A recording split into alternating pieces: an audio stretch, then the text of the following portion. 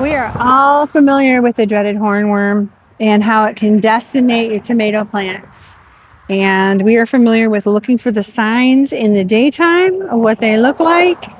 And we're also familiar with checking them out at night to with a black light to find them so they will not do this kind of damage to your tomatoes, and they won't do damage to the leaves by eating them all off the vine. One big hornworm can decimate a whole tomato plant, but did you know they also can decimate potato leaves and pepper leaves? Ask me how I know they can do this, and I will show you. I have had my peppers encased in bug netting, and that's been really good. It's kept aphids off, and I've also got alyssum in there. The hoverfly larvae like to eat aphids. If there were any, they were gone. It's protected them from storms and hail, high winds, and things like that. But it has also been very dry, and I had not watered. So today I get home and I'm looking at the pepper saying, "Oh, you don't look happy." And I figured one way I will help them is to remove the fruit. So, lo and behold, as I go in to remove the fruit, and I'm moving the leaves around so I can find the fruit,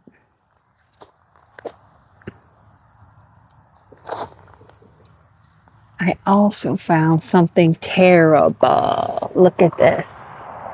Look at that. You see how happy he is? You see how big he is? He can't stay there. And you see how he looks like a curled up leaf? He's hiding. He thinks he's hiding well, but he's not. So I'm going to remove him from the pepper plant before he has a chance to wreck those poor plants that are already stressed from drought. Okay. This came off the pepper plant. This is why we get rid of tomato hornworms. We do not want them around because they will eat not just tomatoes, but also potatoes and peppers. We don't want to keep them around. If this had like Tic Tac looking, like white Tic Tac looking eggs on it, I would leave it. I might take it off the tomato plant, or the pepper plant, but I would actually leave it nearby because that meant that the parasitic wasp was there and had laid its babies on this hornworm and was eating him and controlling the hornworm. Then when those larvae hatch into the parasitic wasps themselves, we'd have more in the garden. So I don't want him here. It's going to go here.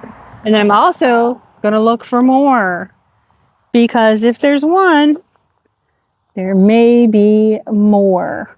And I'm so sorry, Pepper, you are so dry. Typically peppers like it dry. They don't like to be really wet, have really wet feet.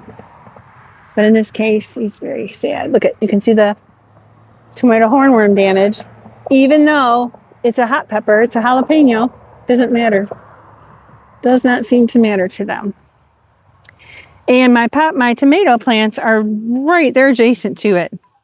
So it would be easy enough for those tomato hornworms to hatch on the leaves of the tomato and then come on over into the pepper area. Not cool. But luckily, I do not see any on this side. I'll go look later at this other side. I'll make sure they have more water as well so they can kind of survive and make more leaves. And I'll go in and get the peppers that are here. So again, so I can put less stress on the plants.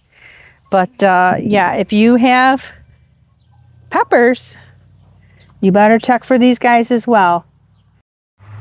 Here is today's front yard raised bed harvest. Got bell peppers and red bell peppers and jalapeños and starting to ripe tomatoes. I'll ripen those inside, and ripened tomatoes. and starting to ripe tomatoes, and partially eaten jalapeños, and another partially eaten jalapeno, and the culprit on another jalapeno. Again, you don't want to mess with these guys. Don't let them stay in your gardens. Now, your mileage may vary, but I will show you what I do with the tomato hornworms I find.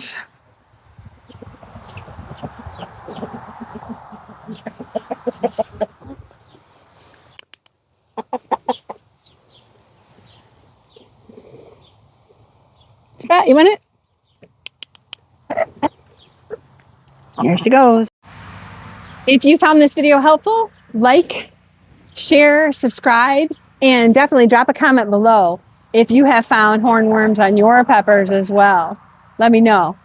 This is Tammy Lowe, the Lazy Northern Gardener in Macomb Township, saying learn and grow some more.